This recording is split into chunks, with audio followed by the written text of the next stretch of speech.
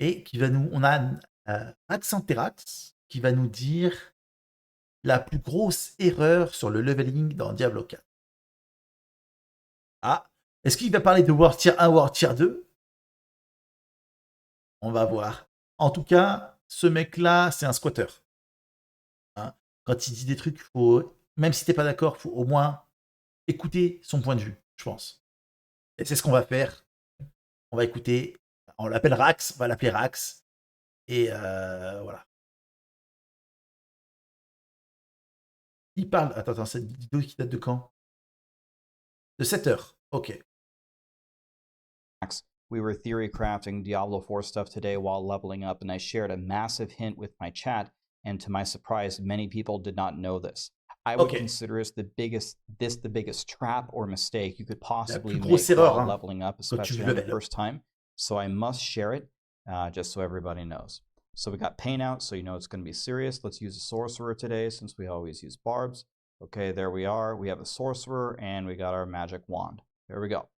Now, I would consider the biggest mistake you could possibly make is imprinting a legendary power on your main weapon.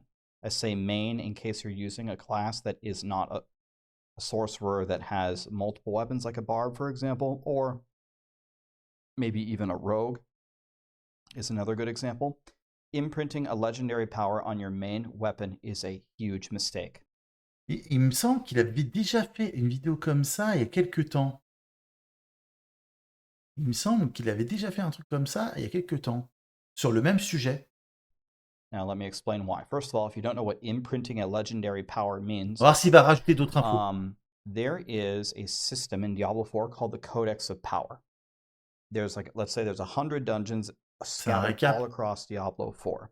Every single dungeon is tied to a legendary power in the game that either applies to all classes or a very specific class.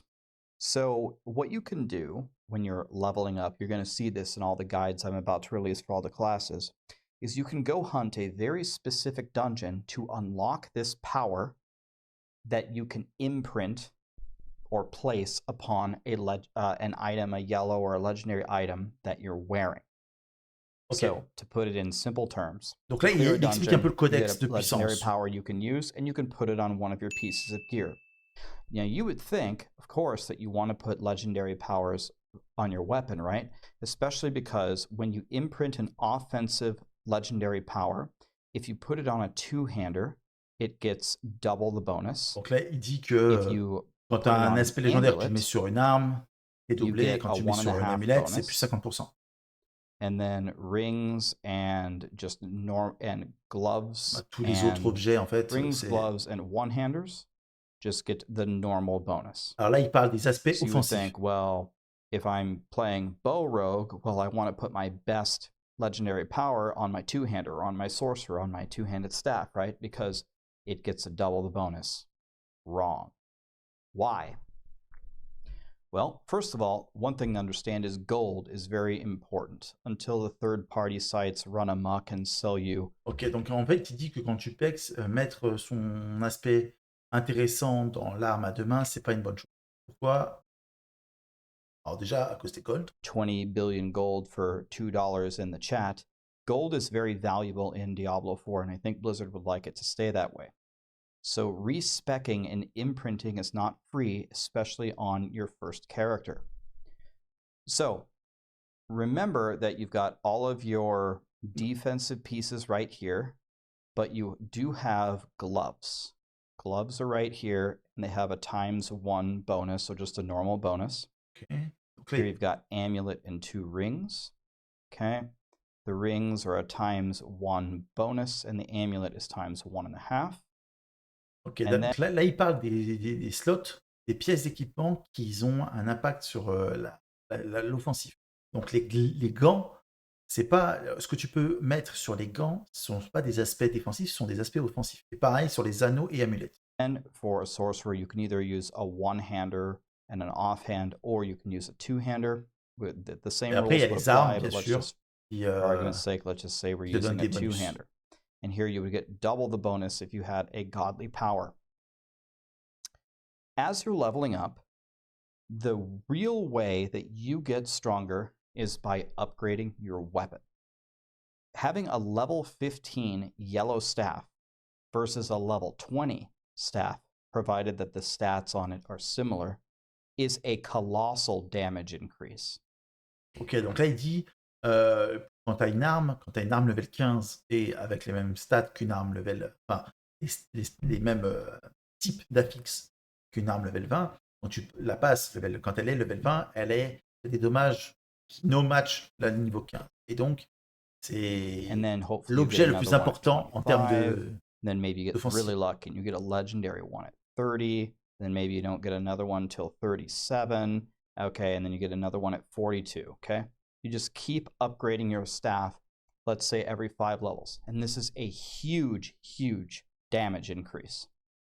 Let's say you go run your dungeon at level 20 and you say, I'm going to be really smart. I'm going to put my power here that gives me 2 hydras right here at 20. And now I'm going to have, my hydras are going to do way more damage because whatever power it gave me has double the effect. Now I have 4 hydras. That's not how it works, but let's just say it did. Donc là, il parle d'un exemple qui n'existe pas. Il dit, imaginons que j'ai un effet, un aspect légendaire de ouf qui me donne qui me double mes hydres et que je le mets directement sur mon arme level 20.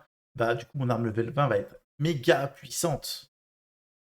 Mais le contrepartie, c'est que quand tu arriveras à level 30-35, il vaut mieux avoir une level 30-35 sans ton hydre boosté qu'avec l'aspect légendaire. Et donc, tu vas changer d'arme. What happens now when you found this level 25 staff? Now you'd be like, oh, wait a minute.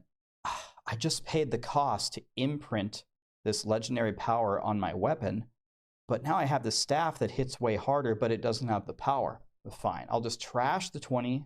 I'll trash the 20 staff. I'll re-imprint the power on the Codex of Power, because you can just keep doing it. Once you're on the dungeon once, you can just keep putting it on your new staffs. No problem. Donc là, il parle du principe que tu as le pouvoir dans le Codex, donc tu peux le réimprimer autant de fois que tu veux.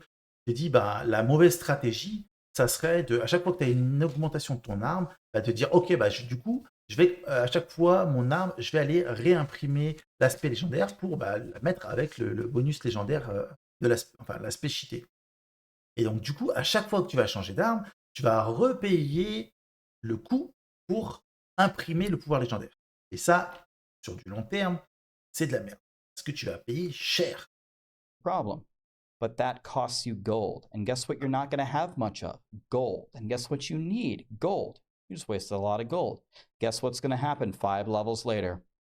Yep, you already guessed it. You got another staff, and you have to put it on. So what are you going to do? Are you going to trash it again and re-imprint again? And if you make this mistake 2 or 3 times and you finally learn, oh, I shouldn't have imprinted this power on my weapon while I'm leveling up, it'll be too late and you would have lost all your gold. Instead, imprint offensive aspects, the best one that you can get on your amulet. Donc là, ce qu'il dit, c'est que le meilleur deal à faire, c'est de l'imprimer sur l'amulette parce que c'est un objet que tu n'as pas besoin de changer pour gagner en puissance offensive. L'amulette, elle donne des résistances de base et elle donne pas de puissance offensive. Et pardon. Et tu peux comme ça continuer à changer tes armes sans avoir à payer à chaque fois parce que ton pouvoir cheaté, il est sur l'amulette et tu conserves ton pouvoir. First of all, you get a 1.5 times bonus. It's not as good as a 2 times bonus, but a level 10 yellow amulet, you can pretty much wear all the way to level 50. Donc là, on sait dire une amulette niveau 10, tu peux la garder jusqu'au niveau 50. Same thing with the rings. Yes, it would be nice to get better rings, but it's not the end of the world if you don't replace them for a long time. Same idea with the gloves. There are way better choices to put these imprinted aspects on than a weapon that you're using. Et là, il parle des gants, il dit pareil, et il vaut mieux le mettre sur des gants qui ont moins d'impact sur le DPS en tant que gants, mais qui sont très forts pour garder un aspect dessus. C'est-à-dire que si tu as 4 aspects qui pètent sa mère pendant que tu pexes, mets-les sur le gant, ton amulette et tes 2 anneaux, et garde ton arme, tes armes pour augmenter les DPS. Let me give you one final example where it would make sense to potentially Et ça va te carry jusqu'au niveau 50 et plus. imprint. So let's say I'm playing my rogue. Okay, here's my rogue. Balance-le Catharsis I sur have a le mohawk. Discord. I'm a rogue, right? I got a two-handed bow, and I've got two daggers. There they are. Those are daggers. Those aren't fours, those are daggers. Two-hander, one-hander. If I'm playing one-handers, both of them. If I'm playing bow, every 5 levels, I gotta replace my bow. I gotta replace my bow. But the damage for your rogue is not calculated across all of your weapons. Alors là, il dit un truc qui est très intéressant et qui est très vrai. Attends, je te laisse finir, mais je vous réexpliquer ce qu'il dit. C'est très intéressant, très The only vrai. things that these serve for are stat sticks, and they serve to give you legendary powers. So let's say you're level 30 and you get a... Donc voilà, il dit, imaginons que je joue rogue, je joue avec un arc et deux dagues, mais que ma spé, elle est uniquement à l'arc. J'ai mon build, il est full arc. Ça veut dire que les dommages que je vais faire vont être calculés toujours et uniquement avec les dommages de l'arc. Donc du coup, mes dagues me servent uniquement de stats et pour accueillir un objet légendaire. Ça veut dire que je peux avoir une dague level 10 avec un aspect légendaire de zinzin que je vais garder jusqu'au level 50. C'est ça que ça veut dire, potentiellement. Et que par contre, mon arc, pour faire des dommages de plus en plus forts, bah, lui devra être changé au fur et à mesure que je peux le changer.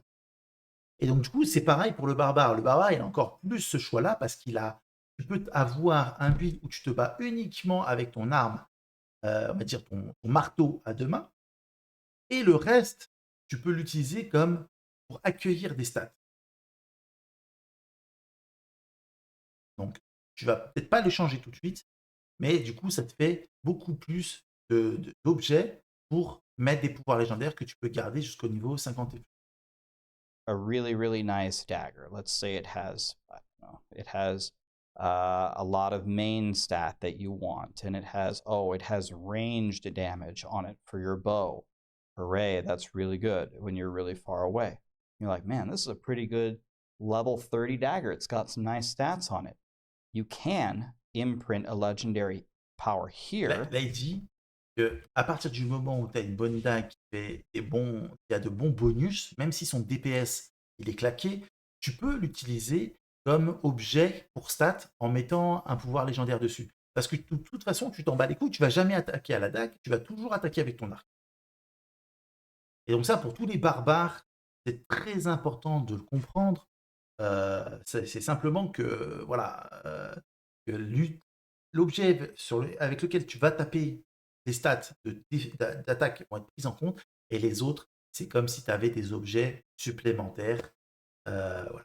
Alors par contre, si tu as des rotations où tu switches d'armes, et donc du coup, voilà, si tu switches d'armes, bah, tu vas devoir DPS avec toutes les armes, mais si tu as fait ton build pour que tu n'attaques que avec une seule arme, par exemple si tu joues build, tu n'attaques que avec ton arme à 2 mains, si tu joues marteau, Ota, tu n'attaques que avec le marteau à 2 mains, et ben le reste va être utile pour mettre des stats. Et ça, c'est totalement vrai. Buffing your bow. That's why it's don't imprint on your main weapon. Same. Mais le pourcentage des stats des lèges n'augmente pas en fonction du niveau de l'objet. Mais là, ce qui nous importe dans les légendaires, ce ne sont pas les stats des lèges, ce sont les aspects légendaires qui sont forts. Thing with barbs. If I'm playing Upheaval, my two-handed bludgeoning weapon, this is what's doing my damage. And let's say là, il parle pour le barbare. I'm using Flay, and let's say Flay is also using my two-handed bludgeoning weapon. Well, once I get some yellows with some decent stats, I could certainly consider putting the aspects here. As long as the main weapon that I'm using to do my damage, I can constantly replace. Pour le barbare, à partir du moment où j'attaque que avec mon marteau à 2 mains, toutes les autres stats, toutes les autres slots peuvent être utilisés pour mettre comme stats. Et donc du coup, tu peux les garder bien plus longtemps. All right. So, I think. Les affixes des armes secondaires sont aussi pris en compte, bien sûr. Bien sûr, tout est pris en compte, tous les objets. Même si tu n'attaques pas avec, les bonus sur les autres armes sont pris en compte. Et c'est pour ça que le barbare est très fort, parce qu'il a des slots supplémentaires. Et c'est le plus gros boost du barbare. That is the biggest mistake you could possibly make while leveling up. We will put this in all the Maxwell guides, which are coming out very soon, by the way. I really hope you guys are going to like them. I think you will. Don't imprint legendary powers on your main weapon while you're leveling up in Diablo 4. You'll have to replace it in 5 levels, and it's gonna eviscerate all of your gold, and you're gonna be. Ce qu'il faut retenir, et c'est la phrase qu'il vient de dire, c'est ne pas mettre de pouvoir, pendant que tu pexes, ne mettez pas de pouvoir légendaire sur l'arme sur laquelle vous allez attaquer. Parce que cette arme-là, vous allez la changer et la mettre à jour régulièrement. Et donc, du coup, mettre un aspect légendaire dessus, ça va être de la perte. Poor, and you're going to be crying, and you're going to be going to the third-party Chinese gold selling sites. Donc voilà, donc c'est un très bon conseil. Donc effectivement, c'est pas exactement la même vidéo que la dernière fois. En tout cas, c'est un très bon conseil qui donne, que je pense qu'il faut suivre. Si tu as un truc, alors nous les barbares, on a un peu de la chance parce qu'on a 2 armes à 2 mains, mais pour les autres classes, si vous avez un aspect légendaire vraiment abusé, mettez-le sur l'amulette en priorité. Après, vous pouvez mettre sur les gants et garder vos gants pourris, mais avec un aspect légendaire de ouf. Ça, au pire, vous aurez des stats un peu sacrifiées, mais au moins votre bâton, qui est la base de dommages, ou votre épée à une main, enfin ce que vous avez en arme, c'est la base des dommages pour lancer vos sorts. Ça, ne mettez pas d'aspect légendaire dessus parce que vous allez les changer régulièrement pour être, dès qu'il y a une amélioration, vous allez le mettre. Donc voilà.